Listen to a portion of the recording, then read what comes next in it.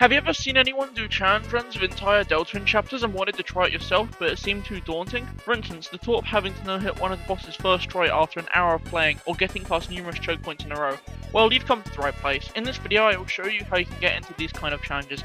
Note this video can help for other Undertale/Deltarune games, like Undertale, but since I mostly play Deltarune, this video will be focused towards that, as it is what I have the most experience in. Also, the video will not be aimed at getting into challenge runs as a whole. There are already videos on that, and techniques from those videos can be applied here too, so I won't bother mentioning those.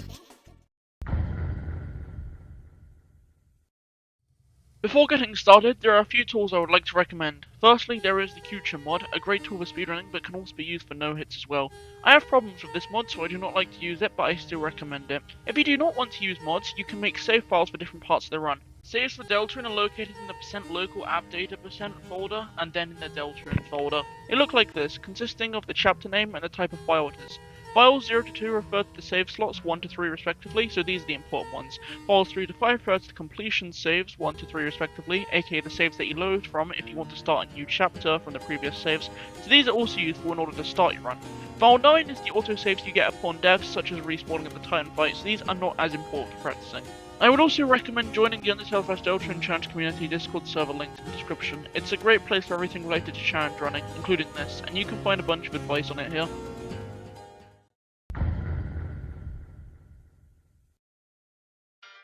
Once you have everything set up, before you start off with no-hit runs, start off just doing the bosses. You're going to need to get consistent at them, not just no-hit them once. I recommend doing the boss until you can no-hit it 3 times in a row. For your first run, I strongly recommend starting off with Chapter 1 no-hit, as it is by far the easiest run. It's short and you only have the Root and Chase and King as your main warriors, although not to say everything else is free. To learn the route, you can watch a video of someone else doing the run for the most part and simply look at their strats.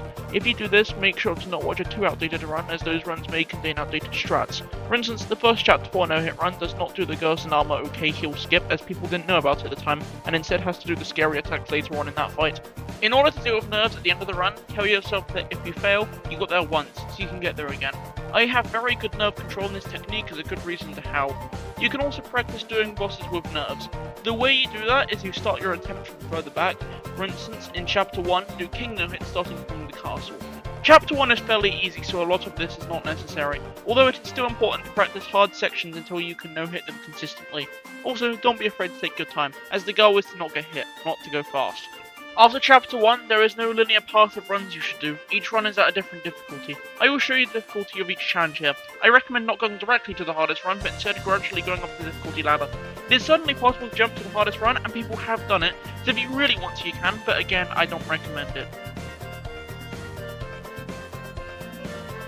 The bosses themselves within runs also range from difficulty. However, this does not mean that the hardest boss to no-hit is the hardest one to get consistent at, as the fights have a different amount of RNG. This also applies to mini-bosses as well. For instance, Jevil is a lot more consistent than Weather Druid, despite being a much harder encounter due to how unpredictable the RNG of Weather Druid can be. For some parts of the run, if you cannot get good enough consistency on it, you can also focus on just getting as many runs to the section as you can, as eventually you'll get past it.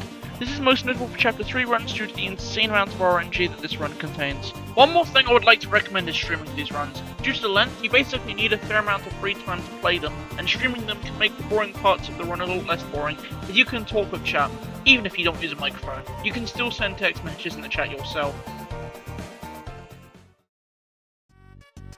And that's what I have to say for getting started with these kind of runs. I am not going to go into full detail for every single run, as this is not what the video is about. Simply just advice on how you can get into these kind of challenge runs. Anyway, with that, good luck with these runs, and see ya.